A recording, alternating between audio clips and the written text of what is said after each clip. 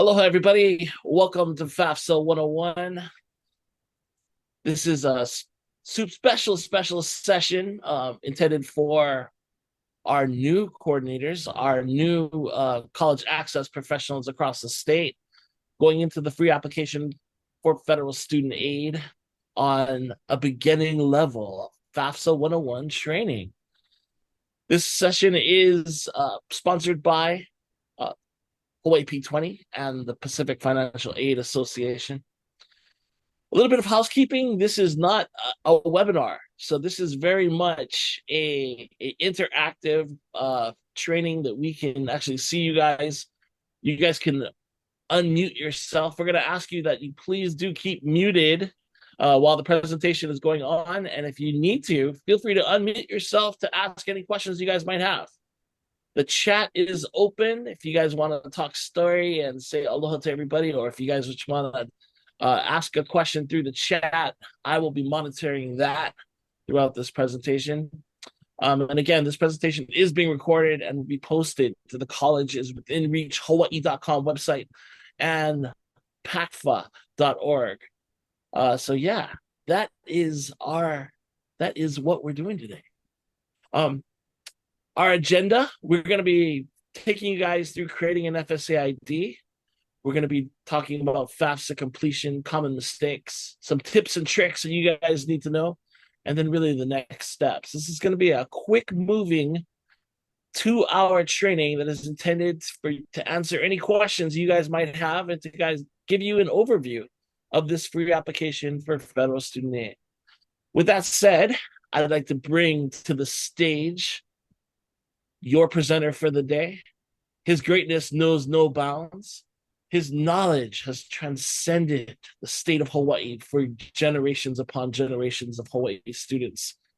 He is the foremost authority of information that just brings to light financial aid and getting students the monies to pay for college.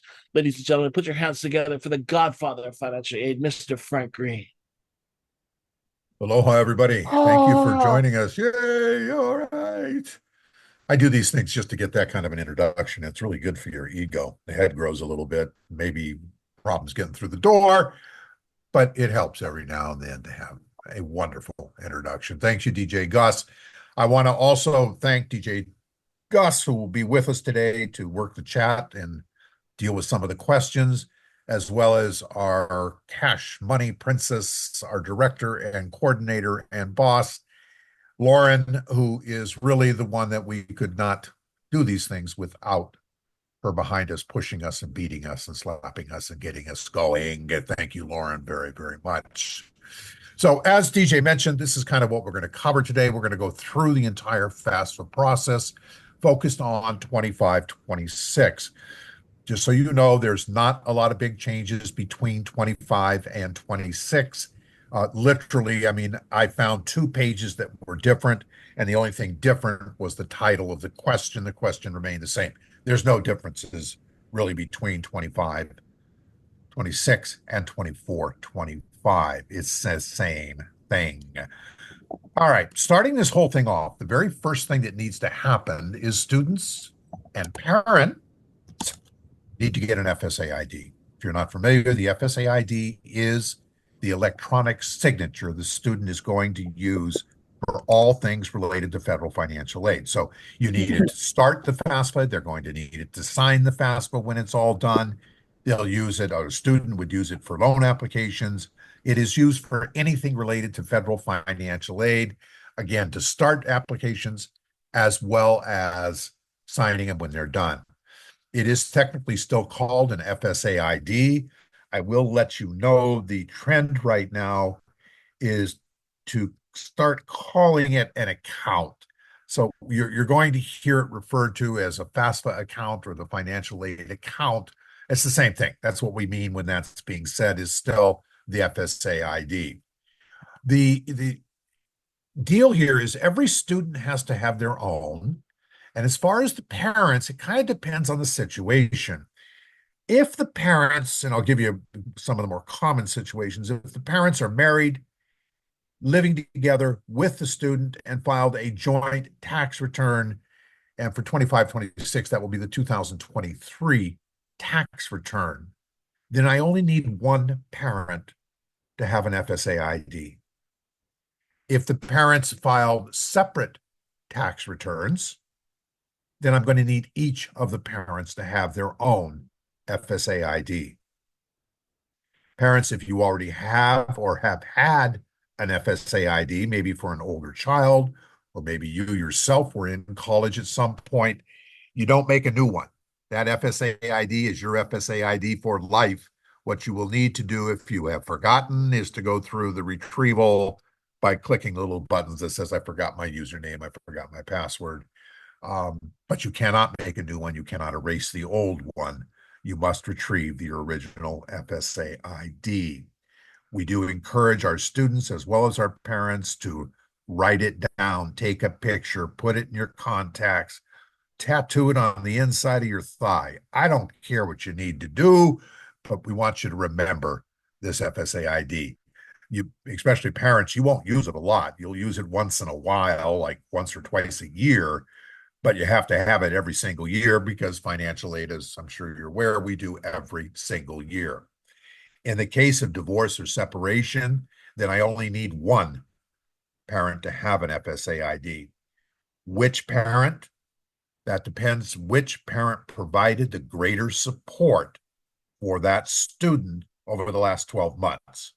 So again, which parent provided the greatest amount of support for the student in the past 12 months? No, we will not define support. There is no definition for support. It is the question the student and the parents must answer, and then we believe them at that point. Once you've determined which parent is going to provide information, then that is the only parent that needs an FSA ID. The other parent will not be part of the game. If the parent who is going to be providing the information for the FAFSA has remarried and we have a step parent involved, that step parent will have to provide their information as well. So I will kind of go through the same process. Are they living together? Did they file a joint tax return for 2023? If they did, a single FSA ID is going to be sufficient. If they did not file a joint tax return, and the fact that they just recently married makes me think that they probably didn't, then both will have to have an FSA ID. So that kind of determines that. If you ever have issues with this, by all means, just contact us and we'll kind of walk you through it. Creating an FSA ID is an easy process. It does need to be done ahead of time. This is just, you got to be downright crucial because people love proving us wrong. The FSA ID, once it's created, is going to go through a database match with Social Security. This is done to verify identity and confirm you are who you say you are. Until it clears that match, it is not a valid, it is not an active account, or the FSA ID is not, it's not right, it's not ready. You got to get it cleared. The problem with this is that once you created the FSA ID, you can actually use it, go in and start a FAFSA. It doesn't tell you that you shouldn't be doing this because this FSA ID has not been activated. What will happen is you'll do all the work, you'll spend the 40, 50 minutes to get it done, and then the FAFSA will be rejected, and you'll have to erase it and start over again and do a new one because you created one without a valid FSA ID. In other words, don't do it until it has matched Social Security. I'm saying this because it just came up yesterday in another training we were doing, and actually from a financial aid office that was going to go ahead and do FAFSA before the FSA ID was active. Not good. Don't do it. In order to do it, you're going to go to studentaid.gov. This is the homepage for all things federal. Upper right-hand corner, it says login, create. Go ahead and click on create. Once you do it, click on get started on the left-hand side. This is where the student or parent, either one, fills in name, date of birth, and Social Security number. There is an option now for parents, not students, parents who do not have a Social Security number. They can check this box off at the bottom. that says, I don't have a social security number, I would recommend that you contact one of us or somebody in the financial aid office and talk about this if you're dealing with a parent. It can be easy, it can be difficult depending on where the parent is and how the wind is blowing in Washington, D.C. at the time.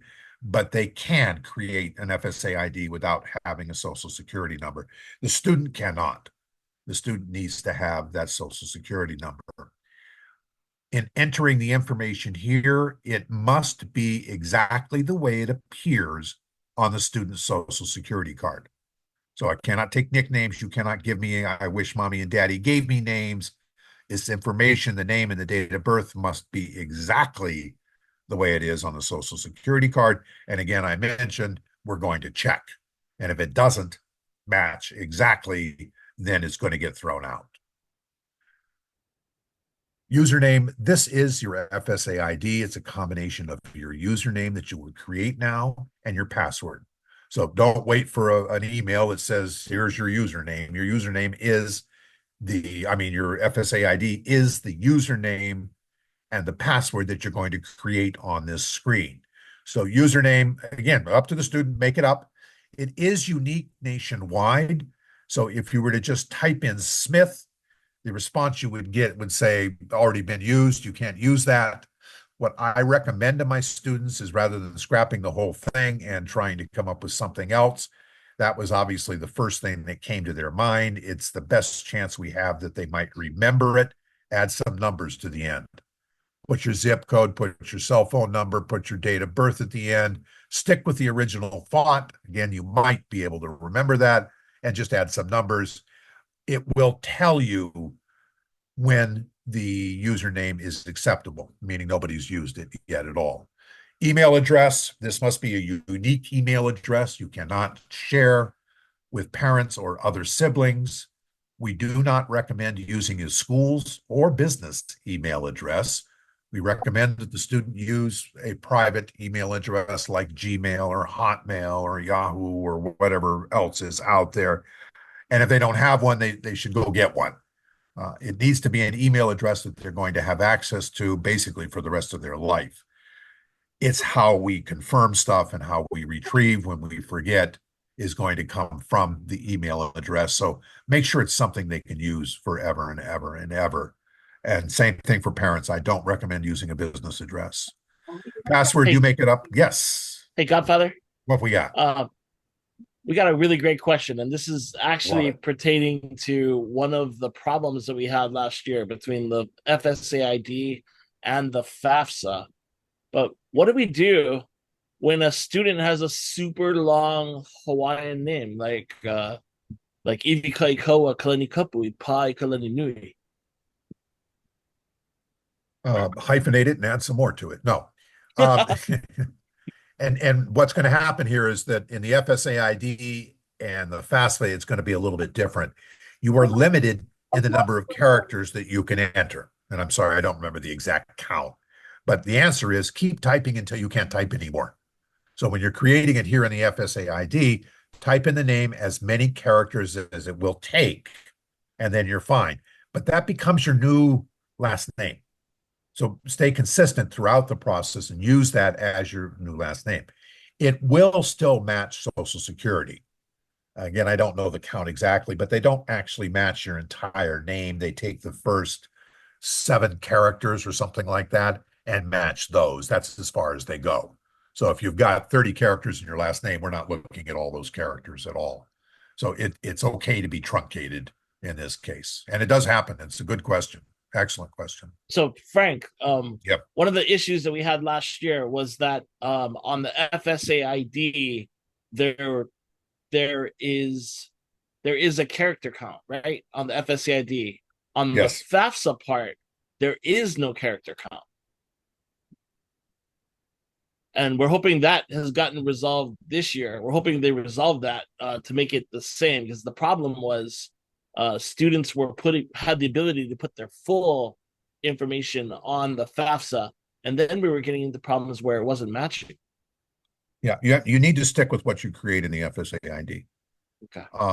And the fact that that was becoming a problem was a little strange because when you get to the FAFSA, I'll show you in just a minute, but the name information, your personal identification information transfers from your FSA ID over onto the FAFSA, and you should not be changing anything there. It is all kind of keyed to the FSA ID. So stick with whatever you've got in here all the way throughout the process. Awesome. Back to you. Okay, thank you. Good question. Passwords are not unique, which means you can have any password you want. We're not going to argue with you. Got to be 8 characters, uppercase, lowercase, and a number. Good to go. I generally, at this point, will tell my students, click on the show password link over here at the end of the box and take a picture of this screen with your phone. I'd love to tell them write it down, but we know students don't write or read anymore. So best I got is picture with the cell phone. Hopefully this will help them remember username and password. Mailing address, to be completely honest with you, I don't care. Use your street address, use a P.O. box, use your neighbor's address. We're not going to mail you anything. You do need to complete it, but I can pretty well promise you we're not going to mail you anything, so I don't care what address is in here. The cell phone, to be honest, is not mandatory. You can get through this application without putting in a cell phone. That's not a good thing to do. You want a cell phone. It's the fastest and easiest way to retrieve your username or password when you forget it is to use text messaging through the cell phone. And I mean, receiving a text message with a security code is going to take 5 seconds. It's going to take upwards to 3 or 4 minutes to get it with a password or with an email. So the cell phone is very useful and valid, but it's not mandatory. Email is mandatory. You got to have a valid email. The cell phone must be unique. It cannot be one that you are sharing with your parents or older siblings. If somebody has already used the cell phone, it will not let you use it again. Once you've entered the mobile phone once, twice, come down here to the very bottom right before we continue and click this little box that says, yes, I would like to use my mobile phone for account recovery. Click that and we can move on. Continue. This is the communications page. There's nothing here you need to do. Again, just skip everything, leave it as it is, and click continue, and you're good to go. These are the challenge questions. You know this routine. Click the arrow, pick a question, and answer it. I don't care what your answer is. I'm not going to check your answer doesn't matter. You cannot use the same answer for all 4 questions. I know this because I tried. I'm lazy and I don't like these question things. I'll never remember them. So my way of dealing with it is to have one word for all questions, but it won't work. You have to give me a different answer for all 4 questions. Continue. You need to verify your cell phone and verify your email address. So we're going to go ahead and click on the verify my mobile phone first at the top here. Click on that. It will now send you a text message, and you can count it 5, 4, 3, 2, 1. Check your phone. You got a text message. It has a 6-digit security code in it. Enter the security code here where it says secure code.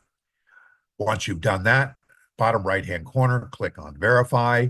We're going to do the same thing now with your email. We're going to send a 6-digit code to your email. Wait, hold your breath, be patient. It's going to take a couple minutes on this one. Get the code, click verify, you're good to go. The importance of this verification is that once you have verified it, they'll use it. So if we forget passwords or we forget usernames, we can work with that using our cell phone and or our email. The other thing it does is your cell phone and email now become a username. So for forever and ever and ever, as you go to log in, you now can do so with one of 3 usernames. The one you created at the beginning of this, which is very likely that you will never remember beyond the weekend, or your cell phone and email. And they set it up like this because we actually think there's a chance that you might remember your cell phone and your email, and basically no chance that you're going to remember the username that you created here. But all 3 of them become valid usernames, all using the same password. This is a recap of what you've just done. So from here, you can go back and make adjustments or edits if you need to. Otherwise, we're going to continue. Congratulations. You have now created the FSA ID. It will bring you back here to studentaid.gov, where we're going to head and apply for aid, and we're going to complete the FAFSA form. Once we do that, it'll ask you, are you working on an existing form? In other words, are you coming back after we've already done something? Or are we going to go ahead and start a new form? You'll click on Start New Form, and now we get to log in. So this is where you log in with the brand new username and password that you created. Click Log In, and let me know who you are. We want the student to start this form. Now, that's not a law. It can actually be done with a parent starting it. However, the form is designed to have the student start it. So things flow around student information. If you try and start off with the parent doing this, you're going to end up bouncing back and forth till all the information kind of flows and gets itself in order. It's just much easier. And again, it's the way the form was designed to have the student start the form. So Hey, click Frank, on, yeah. can I jump in on what Oh, you're yes. saying? Yeah. So what Frank is saying is absolutely right. We can start the FAFSA from the parent perspective. However, what we were noticing this year is that when we were going back and forth with the FAFSA and getting to the end of the FAFSA, between signing the FAFSA and then submitting the FAFSA, there was real problems when we were trying to do it from the parent side. Sometimes the student side didn't get the fact that the student was signing, or the parent wasn't getting the fact that the student was signing. So what Frank is advising is the best course of action. We do want to start the FAFSA from the student side and then try to navigate it from there. We're hoping that all these problems have been resolved with the 25-26 FAFSA. We'll see how it goes. Yeah, good information. Back to you. Good stuff. Thanks, DJ. We had to become very creative in the last year, the 24-25, because stuff didn't work. It was a disaster. It was just miserable. And it wasn't the student's fault or the family's fault in doing the FAFSA.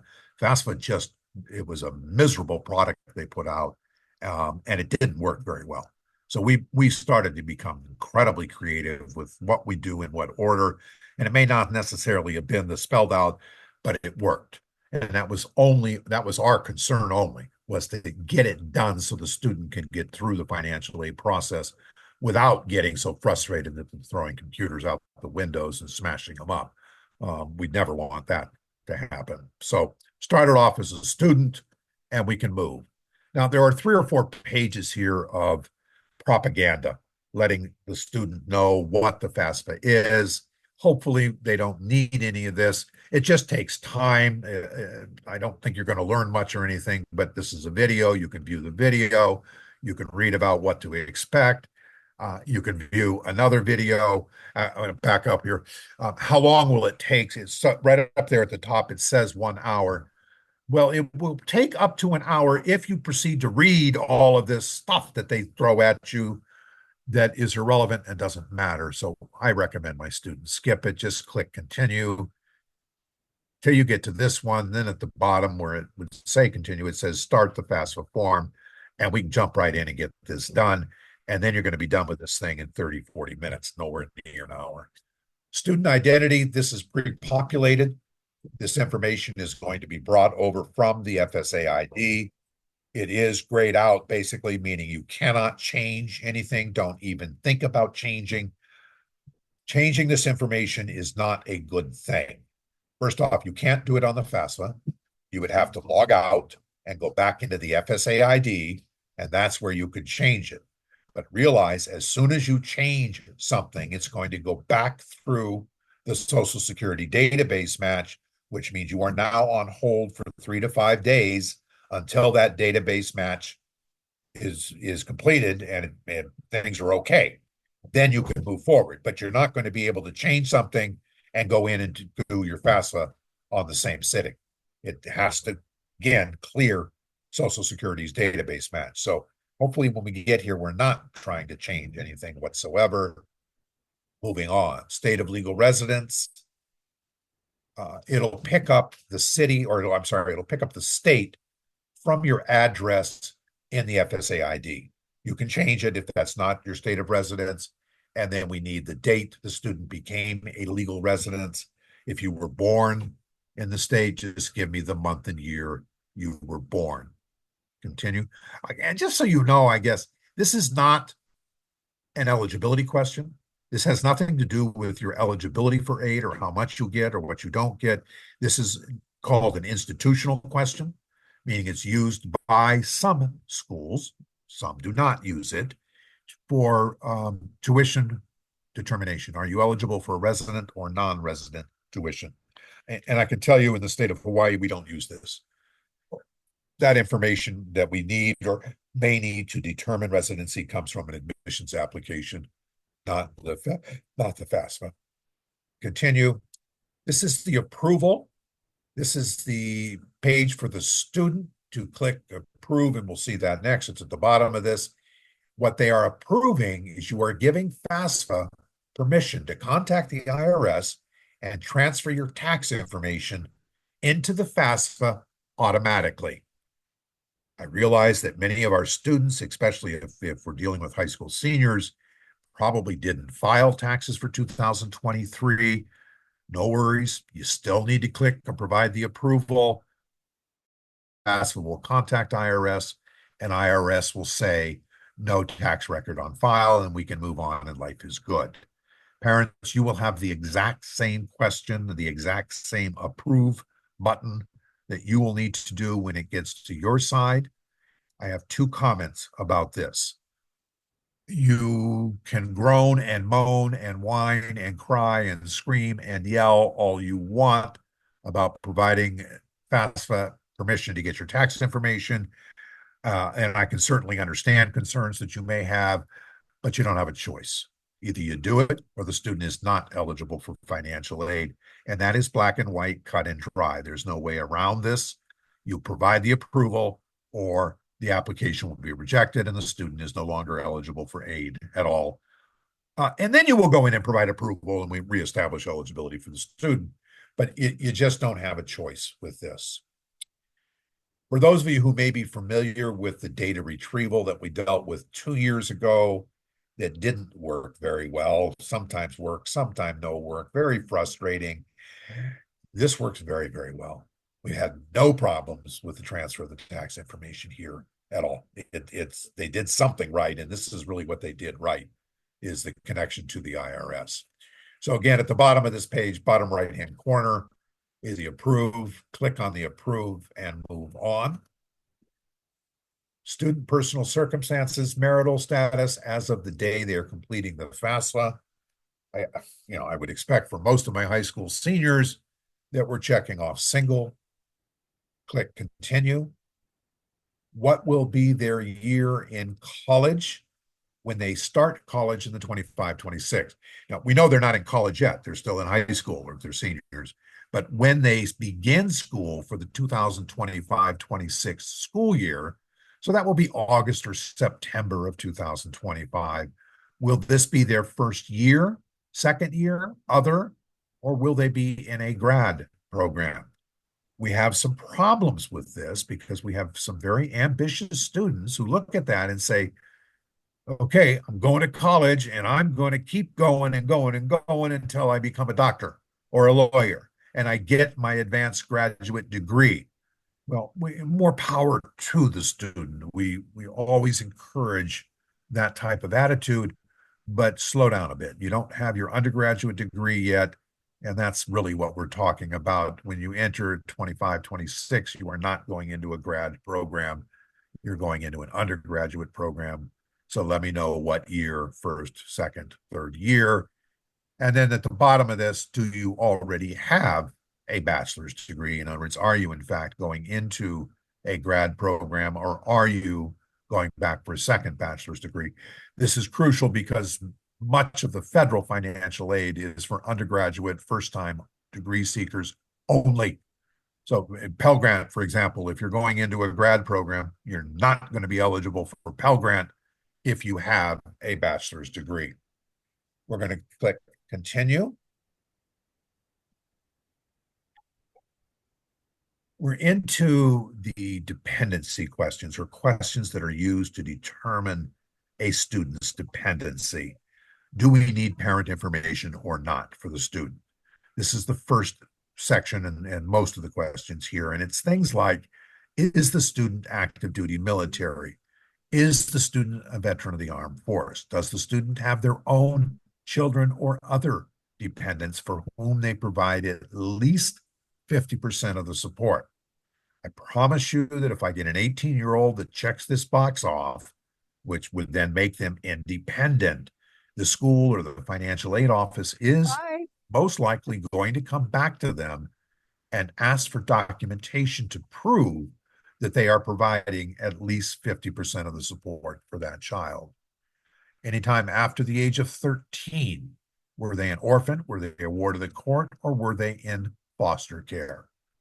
We never take foster parents' information. They would just automatically be considered independent. Is the student a legally emancipated minor? No, they are not. I've yet to have an emancipated minor in Hawaii, so don't think so. And the last one, which is where we have the most problem, is the student in a legal guardianship with someone other than their parents or step parents? Your parents are not your guardian, they're your parents. So you cannot check this off here. This requires a court document from a court in the state of Hawaii that has the word guardian on the document. Again, if a student checks this off and there is therefore determined to be independent, I will promise you the financial aid office will ask for that document from the court indicating legal guardianship.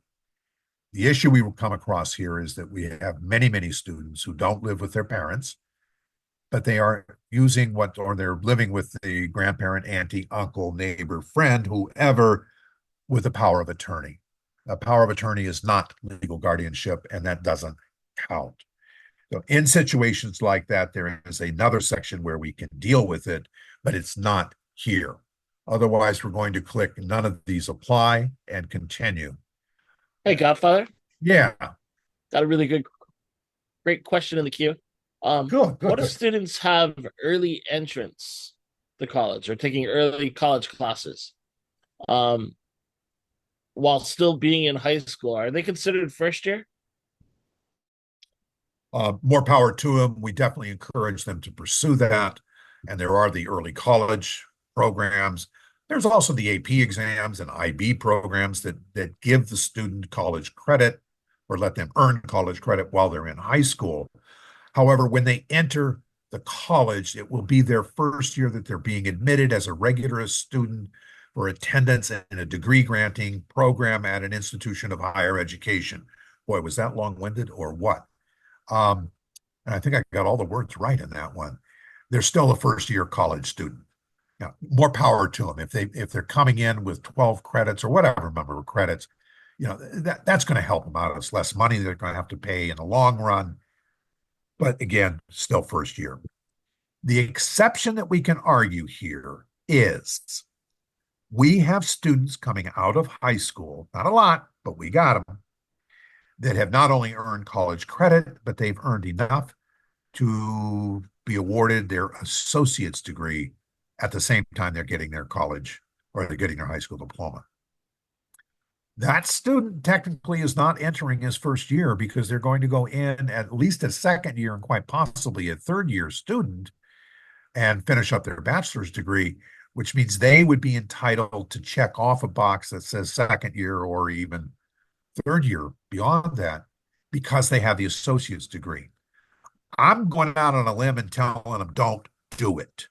And I'm saying that because part of the whole financial aid process that we're going to encourage students is to be applying for scholarships. And many of the scholarships that they're going to be applying for are for first year students.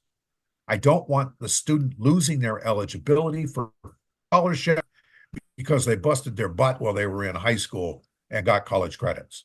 So again, in all situations, I would recommend that they check off the box that says first year student. I'm going to jump in on that as well. Go for it. One of the opportunities out there is for first year college students, and there's lots of first year college student programs that are out there that can support students to be more successful. We definitely want students who have taken early college credits or early college classes to be eligible for these programs. So that's another reason why, even though they're graduating from high school and they might have an associate's degree, I would recommend putting them down as a first year student. Yeah, absolutely right. Back to you, Godfather. Thanks, DJ. That's just excellent advice. College is a big transition. We want to make sure the students get maximum support and all the help they need. And we have a lot of that for our first year students. All right, we're going to continue on. We're still really in the determined dependency type questions here. This is, or today on the 24-25 FAFSA, it's student other circumstances. I was able to go through the 25-26 and actually complete the new FAFSA. And as I was doing that, I was looking for anything I could show you that was different between 24-25 and 25-26. This was one that I only found two things. This was one. So this question that on the 24-25 reads student other circumstances and is actually asking, is the student unaccompanied homeless or at risk of being homeless, was changed to be called the student homelessness question. It's the same question. We didn't even change the words. We just changed the title of it. It's now calling it what it is, the student homelessness question. If the student answers yes to this, additional boxes will pop up and ask how that will be verified or who can verify it, whether it's maybe the head of a shelter or a counselor at high school or somebody in the McKinney-Vento program. But there will need to be verification on this and then continue from here. This is one of the questions. There's a couple of them coming up here where it lets the student complete the FAFSA. So it'll let them continue as an independent student, but the determination to declare that student independent has to come from the financial aid office. 3 years ago, it would crash right here. The student would not be allowed to continue the form because there had not been a determination made as to their dependency status. We need to remind the students that even though you're eligible to continue the form, you must contact the financial aid office and talk to us. And we're going to have some additional paperwork for you to do. It's not a big deal, but you need to do what the school wants. A little different with each school, but again, it is our office that makes that determination, not FAFSA.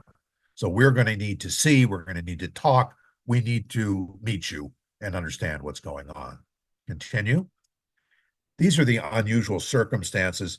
And this is where a student, for example, who is in a not living with parents are not around, their guardian, not their guardian, because we don't want to use that term, but whether it's grandma, grandpa, auntie, uncle, neighbor, friend, whoever it may be, has power of attorney that didn't count as guardianship, this is where they can take care of it here. This is for students who have situations that FAFSA is not asking. Ain't giving them the right question. Their parents are not around. They're in jail. They're on, we don't know. They're in South America. Just flat out don't know. Or the student has left an abusive situation at home. There's just no way that we're going to send a student back into harm's way to get parental information. There are situations where parental information, it's just not going to happen. It's unreasonable. It's not going to be something the student's going to be able to do. We need to know about that. So this is kind of what this page does. If the student cannot provide parental information because it can't be got, they check off yes. And again, they will be allowed to continue the FAFSA as an independent student, meaning we won't ask for parental information, but the student will need to contact the financial aid office and talk to us. We are the ones that are going to make this determination. We have to sign off on this, or the student is not going to get financial aid. So this lets the student complete. It gives us notification that it's happening, that it's there, but the student will need to talk to the financial aid office, tell us what's going on, and we'll let you know what the procedure, what needs to happen, what forms you need to fill out, what documentation needs to be provided to the financial aid office. But it will be the financial aid office that signs off on this. This page is the dumbest, stupidest question they could ever come up with. Now, we know that students aren't going to go through and read the small print. We're going to be lucky if they read direct unsubsidized loan only. And unfortunately, that's what most students were reading. And they were going ahead and checking yes because they're going to take anything or they want to see what they're eligible, and they would check yes and move on. That's not what this question is. This question is, are parents unwilling to provide information? So the parents are there. The student lives with the parents. There's no issue there, but the parents are just refusing to provide parental information. So they're going, no, I'm not going to give you my social security, date of birth, and name. I'm not going to sign the approval. I'm not participating in the student's FAFSA. This student is now ineligible for financial aid. That's the black and white. So a parent refusal, and a lot of parents have this idea that if they refuse and they say, no, students on their own, they got to pay for their own stuff, that they will be considered independent. No, they will not. They're going to still remain dependent or considered dependent until they're 24 years old. Again, the only thing being accomplished by refusing to provide parental information is that the student is ineligible for financial aid. Now, the student can go to the financial aid office at their school and ask that they be given the opportunity to take out an unsubsidized loan. It's not automatic. It's up to the individual institution. Some will say yes and walk the student through the process, but many institutions will say, no, you're not going to be eligible. We're not going to do that. We don't think you should be taking out just unsubsidized loans to pay for your education. We got to find some other way to make this happen. But parents are not helping in this situation. They're actually hurting the student. Hey, Godfather. Yes. I just wanted to jump in to say that this was probably the number one question that we had to make corrections on when the FAFSA was processed and students got the FSS back. This question actually shows up on the FSS as a correction or as an item to be paid attention to if a student selects yes. So we want to make sure that we're looking at this and students are actually reading this. That only word in that question is major. Direct unsubsidized loan only. And we've had students and parents both pressing that button saying yes because they want to be offered a dependent loan. And it shows up as a correction. And it's not an easy correction. It's not simply a matter of changing the yes and no, because if you answer yes to this, you complete the application without parental information because it's a dependency determination. So when we go back into correction and we change it to no, which it should have been, now we've got to start the whole get the parent information, get the parent FSA ID, get the taxes, get the approval. I mean, it creates a large correction that we have to deal with. So students definitely should be saying no to this question. I would say always, unless parents really aren't willing to provide information. Yeah. Back to you, Godfather. Okay. We're going to continue on. Now we need information about the parents because my student that we're going through answered everything correctly and is going to be considered a dependent student. So now we're asking, are the parents married to each other?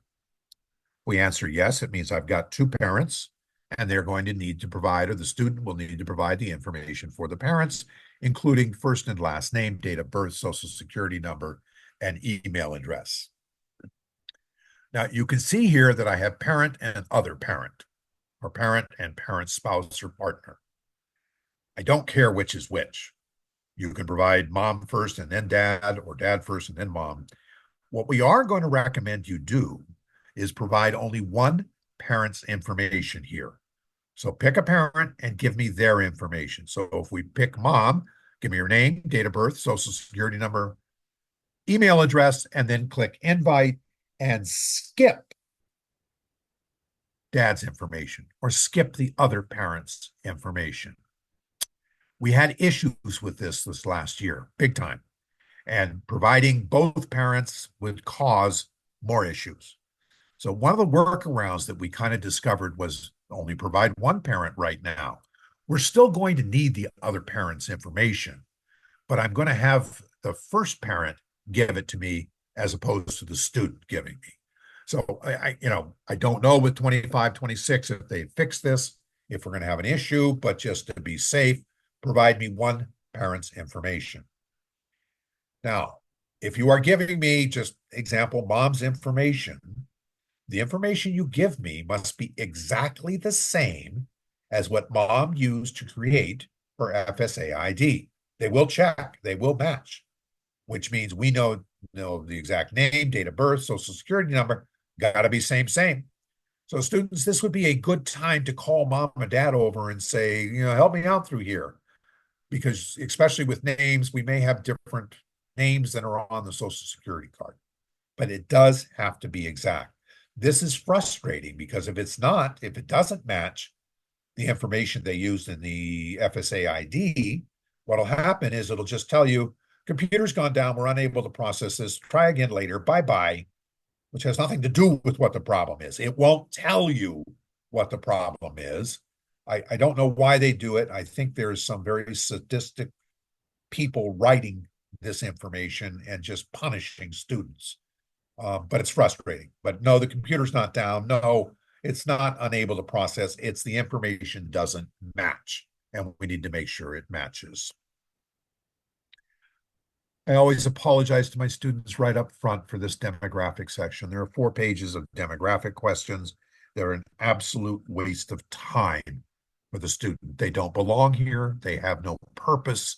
They should not be here. They are a waste of the student's time. This information has nothing to do with the student's eligibility. The schools will not get the answers to these questions. We will not see this information. This information goes into the basement, dark hallways of the basement of Congress, and God only knows what happens to it when it gets there. But it should not be on the FAFSA, wasting the student's time. Now, having gotten that rant off of my chest, you got to get through it. You can't skip them. There is a prefer not to answer at the bottom of each of these questions. You can check that off and move right along, but you do have to check it. You can answer the question. You can pick the correct answer. Or for as much as I care, you can make the information up.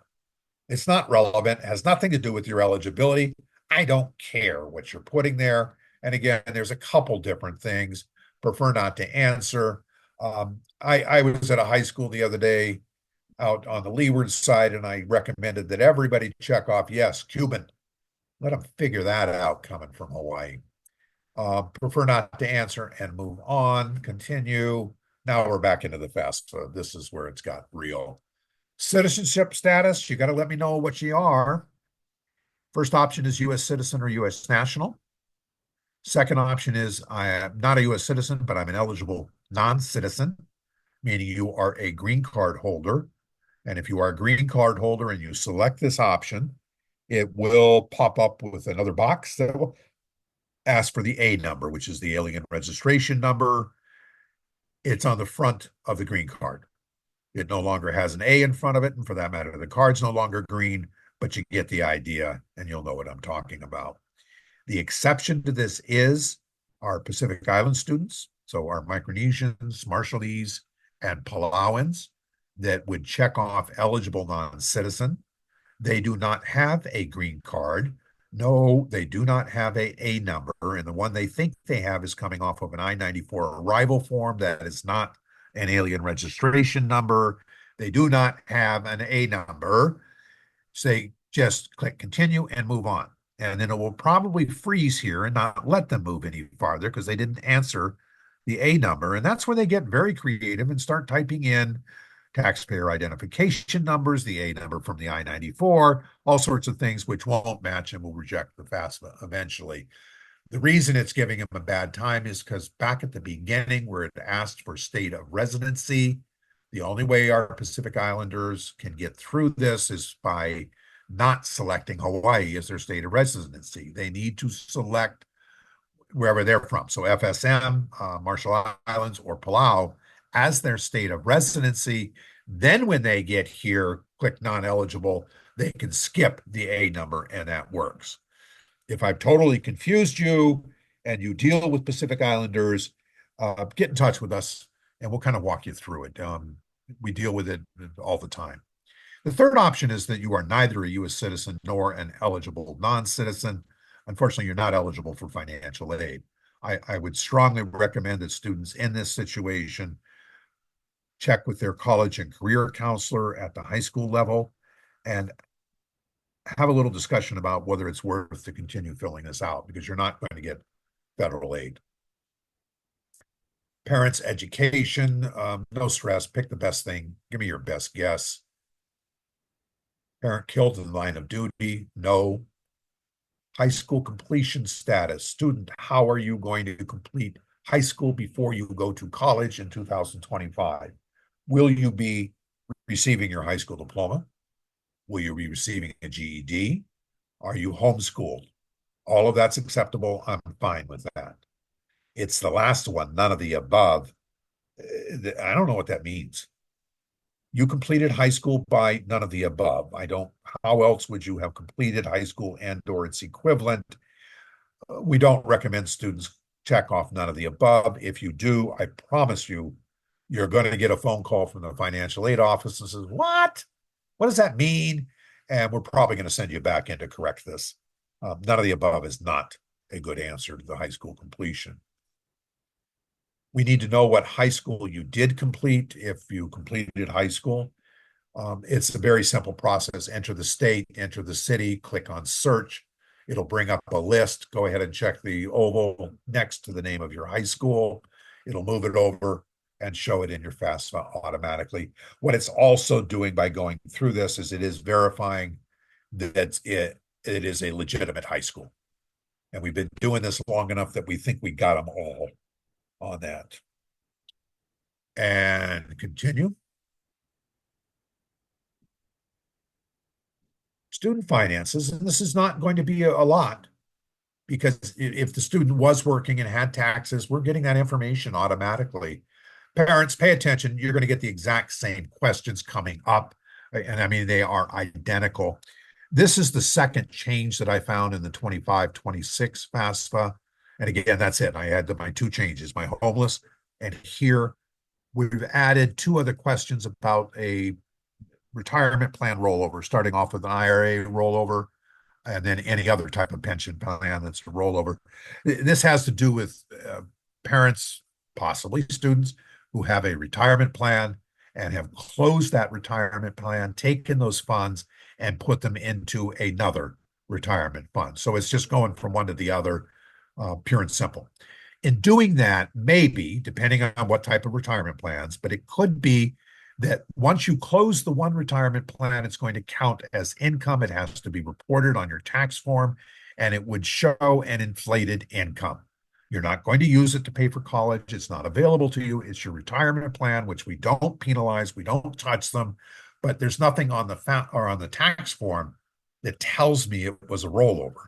So we're asking you here, if there was a rollover, how much was it? Because we need to remove that from your adjusted gross income before we calculate the eligibility. For students, I expect this to be zero, but parents, it may have been a reality in your life. We'll ask you the same questions in the parent section. And then the last two are college grants, scholarships, AmeriCorps benefits that had been reported to IRS. So not that you just got a grant or scholarship, but that it was reported to the IRS.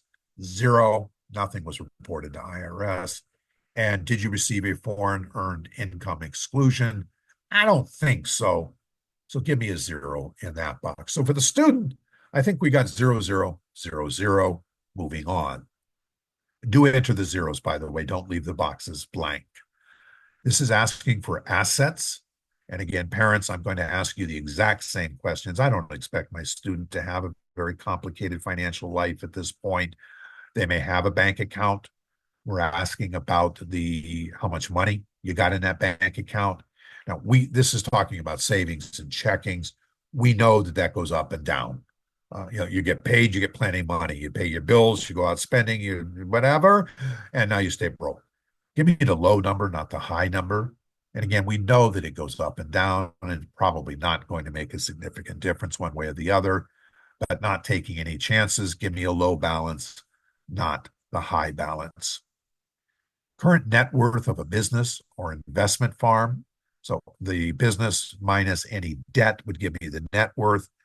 Again, for students, I expect this to be a zero. Parents, they may very well own a business and they may very well own a farm. We would suggest that they talk to a financial aid person before answering this question. There are really some intricacies in this. Example, if it is a family that owns a farm, well, part of it's going to have to get reported, but part of it's not. The home you live in does not need to be reported, even though it sits in the middle of the farm. So we need to remove that. The piece of ground that the kid's swing set is sitting on, we would consider part of the residence or part of the home, does not need to be reported. So it can get a little tricky as to what needs to be reported. And in either case, we want a net amount. So any debt that is outstanding to that business or to that farm needs to be subtracted before it gets reported. All right. And then the last one is what else you got? What other type of investments do you have? So let me clear this up by saying what's not considered investments. You do not report a student's primary residence. None of our business. No, they don't get to report their mortgage either. So that's kind of a trade-off. But primary residence is not considered an investment. Retirement plans. And I don't care what you call it. It can be an IRA traditional, IRA Roth, a 401k, a simple, a step, a KO, whatever it's called. If it's a retirement plan, you do not report it. It's none of my business. Life insurance. And again, I don't care what you call it, whole life, term life, modified, whatever it is, it's not reported. Items of a personal nature. So this would be your car, your boat, your motorcycles, your jet skis, your jewelry, your furs. None of that is any of our business, and you do not need to report it. Anything else you own is probably going to be reported. So, that condominium that the family owns in Waikiki that they're renting out and making a fortune on, I don't care about the rent. That goes on your taxes. What I do need to know is what the value of that property is. Net value. So if there is a mortgage or a HELOC out against that property, you want to subtract that and give me the result. That would be the value of that additional real estate or additional property. Hey, Godfather. I thought that might generate some questions. What you got? We got a great question here. Yeah. Is life insurance an investment? No. Do not Not report life insurance. not at all? Not at all. Never, ever, ever. Don't care. Your business, none of my business. Okay. Thank you. Okay. Students, this is where you're going to indicate the colleges that you're thinking of going to. Now, this is not where you've been accepted or where you've applied or anything. This is early in the game, or should be early in the game. This is simply, what are you thinking? Where are you thinking about going? This is how we get your information. We being the financial aid office. You can't email it to me. You can't drop it off in my office, slip it under my door. The only way I can work with it is if I get it directly from the processor. The only way that's going to happen is by you including our name and our code on your FAFSA application. In 2 years ago or last year, this number jumped up to 20. So you may have as many as 20 different colleges on here. If you are doing that, I think that is bad. You need to take a slipper and do a little slap upside the back of the head. There's no way you should be sending information to 20 colleges. You need to sit down and put some thought into this and narrow down that list a little bit. and not go around wasting a lot of people's time because you've added 20 colleges just for the heck of it. Decide on the schools that are a possibility for you and add them. I'm okay with up to 10 schools. Again, I'm not okay with 20 schools. You're not going to apply to 20 schools, and you're not going to get any financial information from any school until there is an admissions application. And I'm saying you're not going to apply for 20 because they have things like application fees in order to apply, and it can be $100, it can be 150. But if you're doing 20 schools, it's going to add up to a couple $1,000s real quick, and you're not going to be wasting that kind of money. Give it your best shot. Give me the schools that you're thinking about. If next week you wake up in the morning, you say, oh, shoots, I wish I had added Windward Community College. No biggie. You can go back in and add colleges at any time. That's not a problem. It's not a complicated thing to do. So if something else comes up and you find something else you're interested in, you can go ahead and add them. It is a simple process. You start by entering the state. If it's a big state like California or a state that has many, many colleges, enter a city and then click search. What will happen is it will bring up a list of colleges in that state, in that city, and just check off the box on the left-hand side that says select. What that will do is then move the information into the FAFSA. Now, this is just for your information. We don't necessarily pass this on to the students, but you see the numbers next to each of these colleges. The students got 10. This is the order in which they were entered. So this is the students started with UC Northridge, and that was the first college they entered. The up and down arrows let you move the location or change the location of this school and move it higher, move it lower in the list. In Hawaii, that doesn't matter. It's irrelevant. Don't waste your time. First, colleges don't see this. At my school, the only thing I see when I get a copy of your FAFSA is my school. I don't see the other schools that you've applied to. This is only seen by basically state scholarship organizations.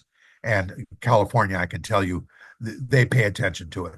Because if you're not thinking of going to a California school, they're less likely to award you the scholarship. Maybe, maybe not, but maybe. Hawaii, we don't have a state scholarship organization. It doesn't apply to us. There's no need to move any of these around at all. The student is now finished. The only thing remaining is for them to submit. So we're going to come down. You'll see the parental section here. Just skip it. Don't think about it. Don't go fill this information out. I need the parent to do that. Click the last continue. This is the signature page. Take it down to the very bottom. When you get down here, you're going to click the I agree and then click sign. Now, DJ made reference to this a little bit earlier, but we had some big problems with this year. And one of the problems was that this would say sign submit at the bottom. The student would click on it because they're all done. They're going to sign. It would then submit the application without the parent's information, never gave them a chance to enter the parent's information, and it would then be rejected, and we'd have to go back and make corrections. And that was just a miserable experience this last year. It's been fixed now. It seems to be working okay in the last month. And I'm going to assume that it's going to be okay for 25, 26. What you want to check and make sure is that here that it says only sign. If it says submit, don't do it. We're not ready to submit. We need to complete the parental section first.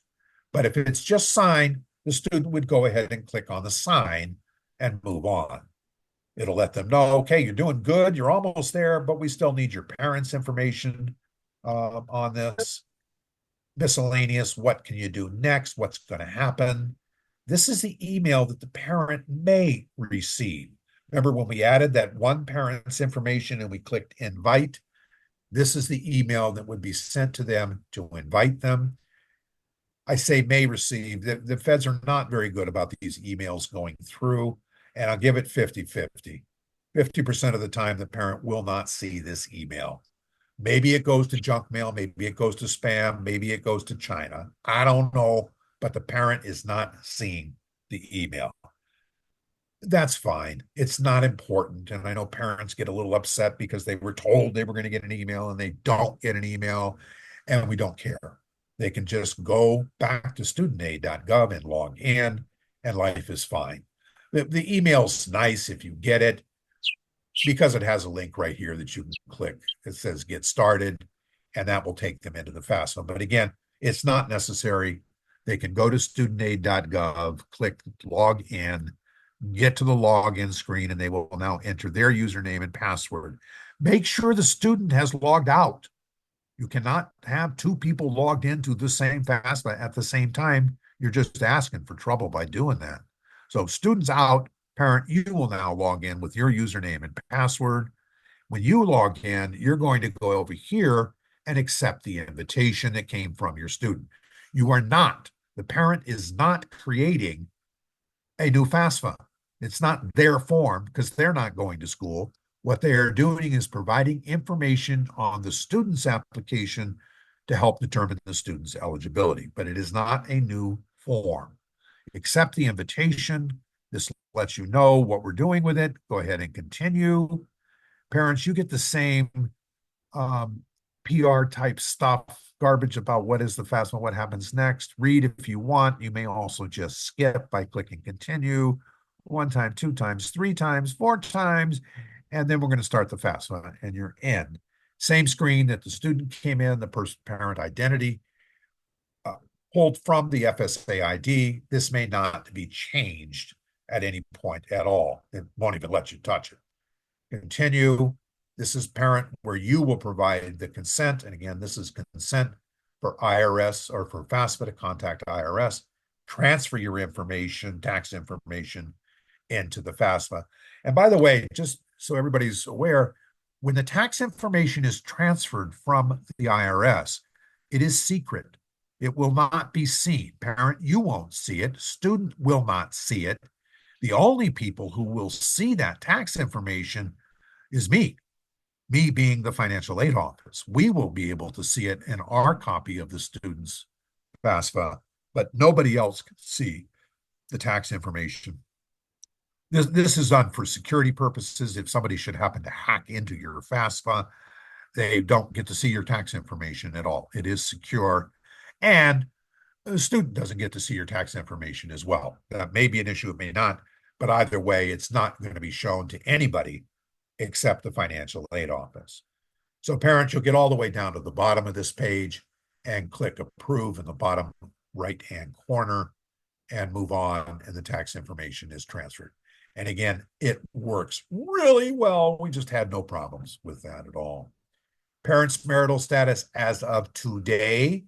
Don't get lost. Well, yeah, we're taking your taxes from 23, but marital status is as of right now. This is where we need the other parent's information. So remember, the student had been shown boxes or sections for both parents. We only entered the one parent. Now, once that parent has logged in using their FSA ID, they will now provide the other parent's information, name, date of birth, social security number, and email. If this parent has an FSA ID, whether they needed it or not, but if they have an FSA ID, we need to enter this information exactly the way the parent had entered it to create their FSA ID. They will check. Now, if the parent doesn't need an FSA ID and didn't create an FSA ID, you've got nothing to worry about. It will skip right over it. There's nothing to check, and we're good to go. State of residence for the parents. Again, give me your closest guess on the month and year. These are federally means-tested programs. So parents were asking you, did anybody in your household in the previous 2 years receive benefits from the following federally means-tested programs? Meaning, anybody get food stamps? Anybody get Medicaid? Free or reduced lunch, TANF, WIC. These are not benefit for benefit type question. You're not going to have reduced food stamps because of this. You don't get reduced financial aid because of this. It has to do with whether or not the formula is going to look at your assets when determining eligibility. If you are receiving food stamps or WIC or TANF or you are on Medicaid, it means that another federal agency has already looked at the family's financial situation, determined their eligibility, and FAFSA doesn't need to look that close because somebody else already did. So all that happens if you are receiving this or somebody in the household is, it means that we will skip the assets in determining the student's eligibility. Family size, it's going to pick up the family size from the tax form. So it's when it does that transfer of the information, which is already done, by the way, at this point, the tax information has already been transferred into the student's record. It will look at how many people were claimed on those taxes, and that will be considered the family or household size. If that is correct and you don't need to adjust anything, you'll click no and then continue. In your household, you may have people, though, for whom you provide at least 50% of the support that you're not claiming on your taxes. And you're not claiming them because maybe it's grandma and grandpa and they're doing their own taxes because Social Security is taxable. So you can't claim them because they're doing their own, but you're paying the mortgage, you're paying the rent, you're buying the food, you're paying Hawaiian Electric, the Board of Water, you're taking care of all that, which would add up in my book to being 50%. You can claim them here. The Hanai children that wandered into your home 2 years ago, you have no idea where they came from. They're not yours. You don't get to claim them on the taxes, but they're eating your food, using your hot water, watching your TVs, eating up all the electricity. You can claim them at this point, but it's not going to be automatic. You have to answer yes. Once you answer yes, the pop-up pages will show you what we already know, meaning what's on your tax form, and then give you a box to add any additional people that you're providing at least 50% of the support. Number in college, if you have more than one student in college, I hate to be the bearer of bad news, but this is no longer going to help the family at all. It used to be that there was a significant adjustment made to a student's eligibility because the parents were paying college expenses for more than one student. Congress forgot to include it on the new FAFSA when they did it. They weren't paying attention. When it was pointed out to them, it was too late, and their response was, well, the financial aid office can make the adjustment if they want to, through a process called professional judgment. So parents can actually petition the financial aid office for an adjustment because they're paying multiple college expenses. And I got to tell you, this didn't work very well. Most colleges are not doing this adjustment.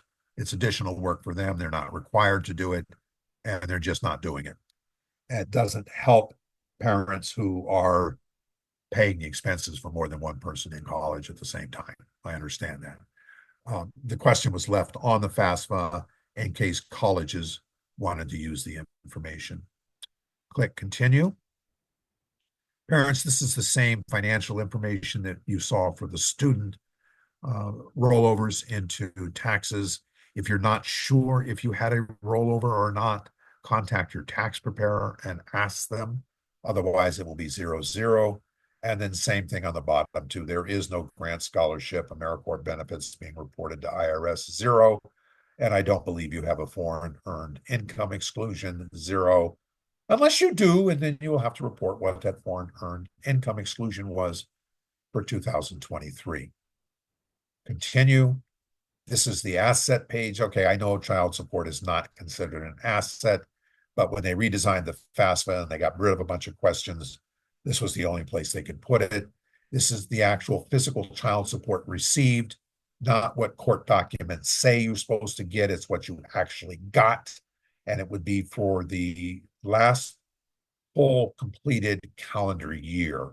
So it kind of depends on when you're doing the FAFSA. If you're doing it in December, then you're going to give me 2023 child support received. If you're doing this in January 2025, you would give me 2024 child support received. Cash in the bank on a bad day. If this student happens to have a 529 educational savings plan, it will be reported here as a parent asset. If the student has an UTMA or an UGMA, it was reported as a student asset. So 529 is going to get reported as a parental asset. UTMAs or UGMAs get reported as a student asset. Net worth of business, investment farm, and then again, the same question regarding investments, not reporting primary residence, retirement plans, life insurance, and items of a personal nature. Continue. Parents, did you file taxes? And this will say 2023. And if you did, was it a joint return with your spouse? Continue. Parents, you're done. That's all we needed at this point. So we're going to go ahead and click continue. This is the same signature page that you saw for the student, but it's the parent.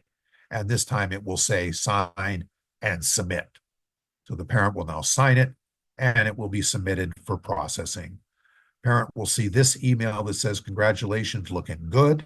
The student will receive an email that looks just like this, saying, congratulations, your FAFSA has been submitted. Parents completed their section. We will contact you in about 3 days with results. The results will be the FAFSA submission summary, and theoretically, the student is going to receive an email letting them know that it's been processed. They can now log back on and view their FAFSA submission summary. This is where we tell our parents it's going to get a little weird because the parent will not receive this information. The parent does not have access to a FAFSA submission summary. Once this application has been processed or submitted, it becomes the property of the student who is protected under the Federal Educational Right to Privacy Act, or FERPA. We will no longer talk or provide the parents with information. Yeah, we know the parents are paying all the bills and the kids still living at home and all that. We still can't talk to the parent because it belongs or is protected under the student's privacy. I kind of skip. We want to make sure that we remind our students apply for admissions. Doing a FAFSA is not getting you admitted to a college. And until there is an admissions application, I'm not even going to look at your application, your FAFSA. It can be processed all you want, but it's going to sit there and nothing's going to happen until we see some indication that you're thinking about coming. You don't have to be accepted. You don't have to have accepted the offer, but you got to have started the admissions process. Once the student receives the email letting them know that their FAFSA submission summary, the FSS, has been done, we recommend they go check it.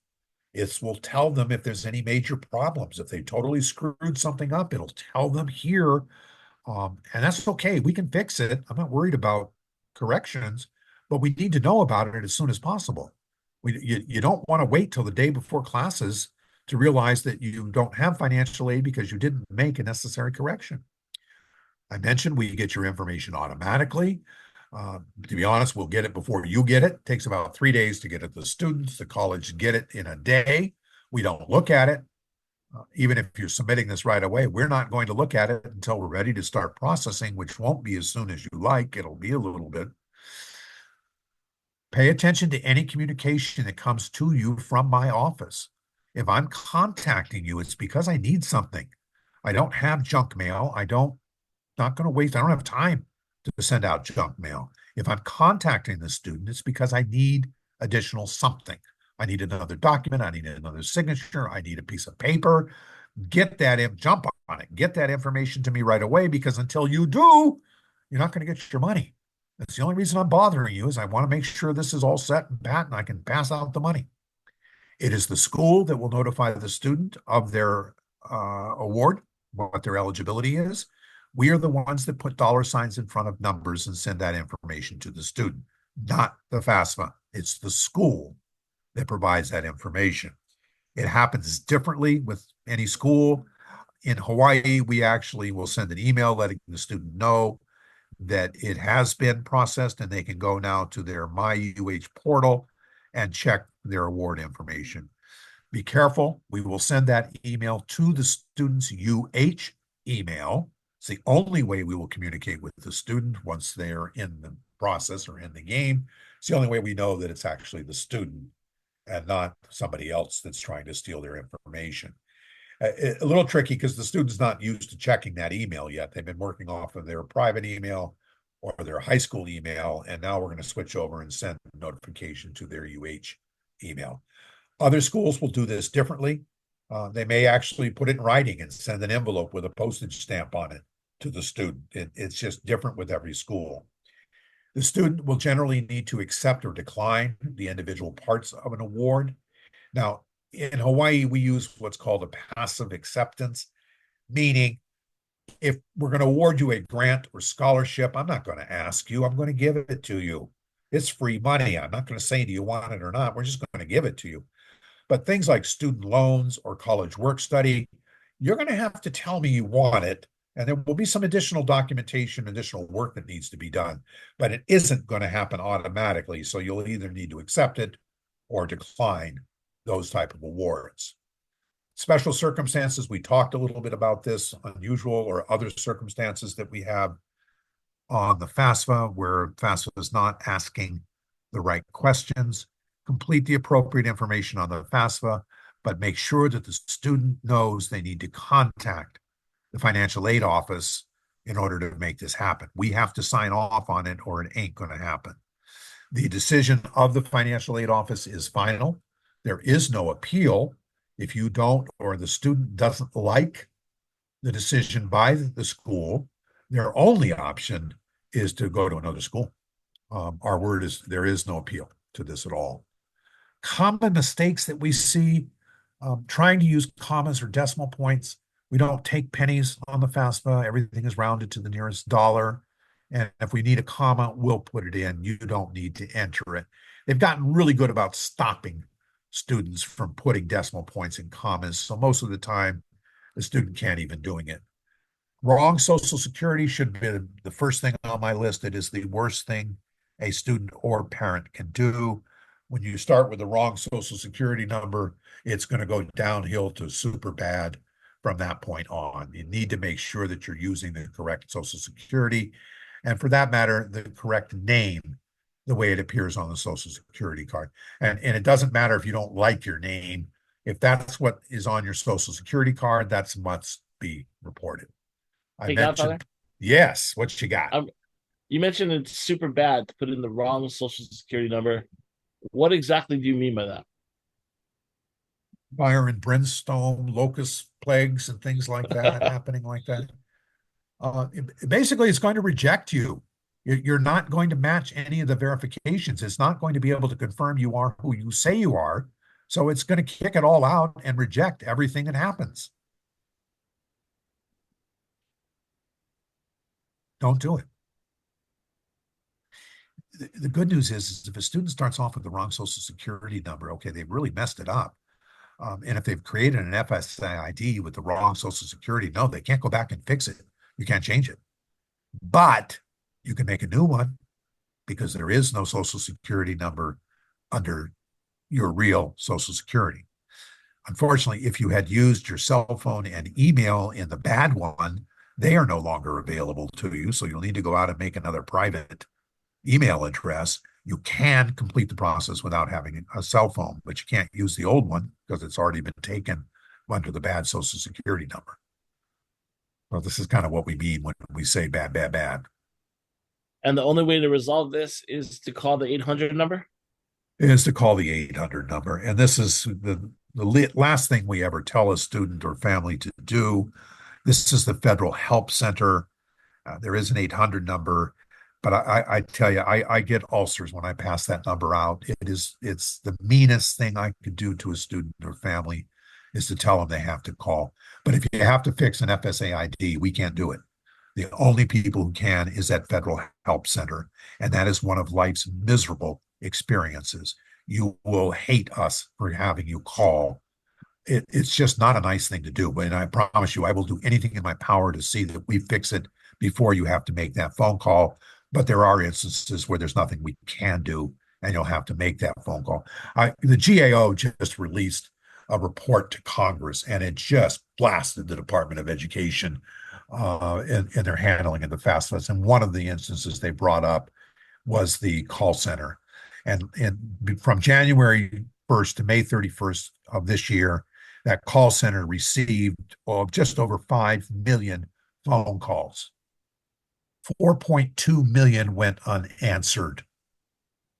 They only answered 25% of the phone calls. 75% of the phone calls that came in asking for help because we're frustrated and it ain't working. Help!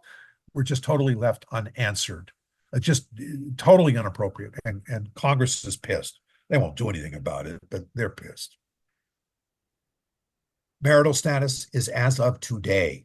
And this gets confusing because we're bouncing back and forth between, I need your tax information from 2023, but I want your marital status from 2024. So again, marital status as of the day you're doing the FAFSA. Not listing a school code. I can't tell you how many students we deal with this every year. And the student will call me in about the beginning of August saying, I never heard anything about my financial aid. And when we follow up and we check on it, we find out they never included our school code on it. So of course they didn't hear anything. We didn't know that they existed. Got to make sure that you got our school code. It's the only way we're going to get your information.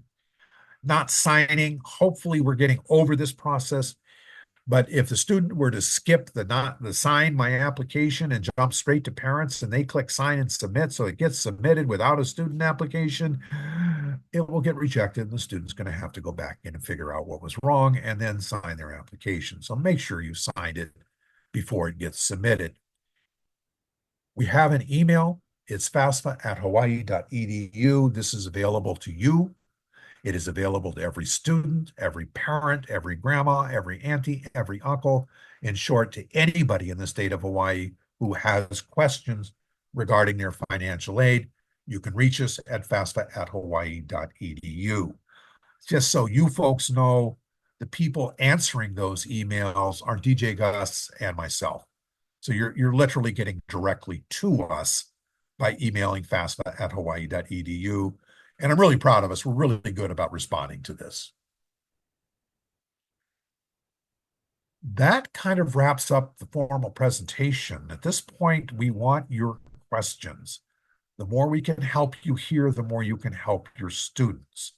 I would caution you, especially if you are brand new to the financial aid process, wrong information is the worst thing you can do. So if you're not sure about the answer to a student's question, don't hesitate to say, I don't know, let's find out, and then get in touch with either the financial aid counselors at the colleges.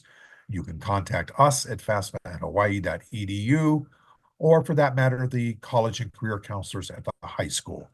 There's a bunch of pros out there that know what they're doing. Happy to help, happy to answer questions for you. And we would rather you take an extra day, a couple extra hours to get the correct answer rather than giving the student the wrong answer. We want to point you guys to the counselors page on the College is Within Reach Hawaii.com website. You guys can access a whole bunch of information there to help students and families. There's the FAFSA tip sheet on there. The FSAID tip sheet that is on there that helps students gather the information they need for an FSAID. There's the How to Pay for College booklet that's available for download. All of this information is there provided for you guys completely free and accessible to you, so you guys can use that to give the students and families. Feel free to be using those resources to help students and families with a lot of this information. All right. And I don't see any other questions. And any last questions out there?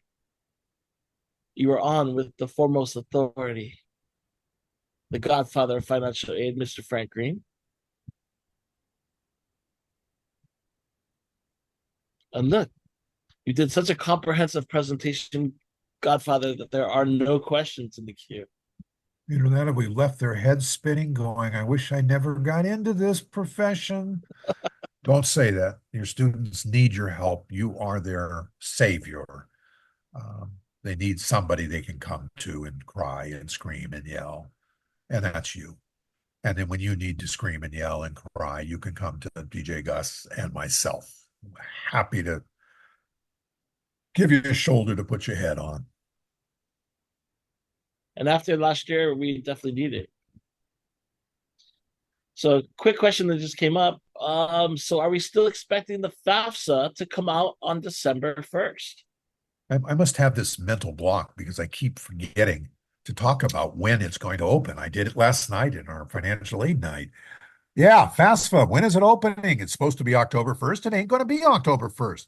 The official word is that FAFSA will open on December 1st. This is a trade-off. The department's been working, and what the community said, the financial aid community said, we went to the department and we said, look, if you guys need a little bit more time, take it. But give us a fully functioning FAFSA and support systems before you release it. What happened last year was they opened up the FAFSA on January 1st because federal law said they had to. It wasn't ready and it didn't work. They then proceeded to wait 3 months before they processed any FAFSAs. And then they waited 2 months longer before they even opened up corrections where students could fix anything that was wrong. And there was plenty of things wrong. So it was an absolute disaster. And then there still is a paper FAFSA out there. I just saw this the other day. The department didn't start processing paper FAFSAs until August. Yep, last month. Those students are just now getting their information. It was a disaster. So we said, we don't want to go through that again. We can't handle it. We're losing people left and right. They're having panic attacks. They're having nervous breakdowns. We need all the staff we can get. So give us a fully functioning FAFSA and support systems. Take your time. So they said, okay. And they did a couple things. One of the things they did is they went out and they hired the president of College Board. Now, College Board is where we do SAT exams, but it's also where CSS profile comes from. They hired that guy to come in and oversee the FAFSA thing. I think that was a smart move. Stuff seems to be moving along and going okay. And then said, we're going to open on December 1st. Now, just in case you hear this in the press or things like that, what they're doing is they're going to be opening beta sites. And beta sites are going to be different organizations that are allowed to do a limited number of FAFSAs. So the first one is going to open on they're using kind of community-based organization, nonprofits. They're going to pick about 5 or 6 of them and have them do FAFSAs with 100 different students. So starting October 1st, they're going to get a sample of about 500 FAFSAs just to make sure stuff is working. See what glitches there are, fix any glitches there are.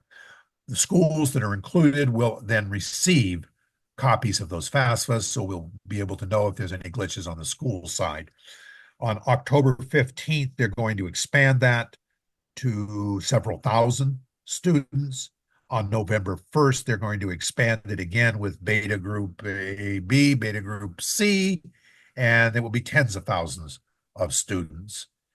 And then open to everybody come December 1st. My guess, and it's the most unintelligent guess you can come up with, I think they're going to open this on November 15th so that they can say, see what a great job we did. We got it to you before we said, pat us on the back, say good boy, give me a couple chocolates and we'll move on. That's if everything works. But that's my guess is November 15th. Otherwise, plan on December 1st. Hey, Godfather, question in the queue. Yeah. What happens if students start before December 1st, or do they have the option to start it earlier? No, it's not available. It's not there. If you go to studentaid.gov and go start FAFSA, the only thing that's available to you is 24-25. And doing 24-25 isn't going to help a student for 25-26. You're wasting time. So you can't do it earlier. No. Cool. All right, guys. Any last questions here? The best thing we could do today is answer any questions you guys might have about the process. But again, kudos to you, Godfather. Very comprehensive. Well, we hope it helps. I've given you a couple more emails if you need, but that's my direct email and DJ's direct email. You can email us directly or go to the FAFSA at hawaii.edu. But we're there to help you through anything you need through this process. I got a message from Elizabeth. Elizabeth, you want to unmute yourself and ask your question a little bit? I need more clarification on how are they completing FAFSA. Is that workshops? Yeah, how are they completing the FAFSA workshops if the 25-26 applications are not even available? What workshops are you talking about? Well, I've seen a bunch posted where they have like the live virtual financial aid workshop is what it's listed as. Yeah, So our live workshops are done every Wednesday between now and next week, which is the last financial aid workshop. Uh-huh. That is us going through the slides, basically going through what we've just done for you. Okay, I got it. Here. Okay, got it. I understand. Okay. Okay. Yeah, because I was like, how are they doing if we can't even I Right. was wondering the same thing, like, how are you getting the 25, 26 the whole time that you're doing it? I was like, wait, I'm looking online and I don't see it. We're faking it. Okay. And what I was able to complete, I've actually completed the 25 to the 26, but it was a draft prototype testing FAFSA. Okay. I'm not sure I know what that means, but it was just a sample, but it had all the 25, 26 slides. So I could see if there was any difference between 24, 25. I'm like, I guess I'm the only one that's Yeah. confused. I was just No, like, not you. No, we do it on purpose. I don't know. thank you for answering that. You're welcome. All right. Thanks for your question. All right, guys. So if there isn't any other questions. Oh, Gus. Oh, hey Hi. Ryan, how are you? Hey, this is Ryan. Sorry, I can get my video going too. Or my video is going, I guess, this whole time. I have a question. I think, Frank, you actually just emailed me, but last week, the financial aid updates, I wasn't able to attend. Is that recording on the within the site, the website, the link to the recording? Are you talking about the financial aid night Wednesdays? High No, school no, no. counselor. The updates. Oh, the for counselor meeting. Yeah. Oh, Yeah. the counselor meeting. Yes, you should be able to go to the counselor resource right now, and you can download that meeting, and watch it at your leisure. It is posted to the colleges within reach Hawaii.com website. Okay, I'll do that in after with a drink in hand or such. Yeah. That would be better because the jokes are really stale in that There whole you go. thing. All right, thanks, Frank. Appreciate it. Thanks, Gus. The other thing, Ryan, is the handouts the slides are posted there too. Cool. You Thank don't you. get the commentary, but it has the information for you. Okay, thanks. Appreciate it. All righty. Folks, All right, if there's guys. nothing else, we will bid you a fond aloha and have a wonderful weekend. We're getting real close to the weekend that you've all earned. And I'm sure we'll be in touch and talking later. Awesome, guys. Yeah, I don't see any other last questions. So Then everybody's saying thank you, Godfather, for our comprehensive presentation. Wow. My pleasure. Love doing this. Love working with you folks. Good to see everybody, even though some of you probably didn't need to be here, but it's still wonderful to see you. Absolutely. And with that, we'll bid you aloha and we're out of here. All right, guys. We'll see you later. Aloha. All right. Aloha. Bye, everybody.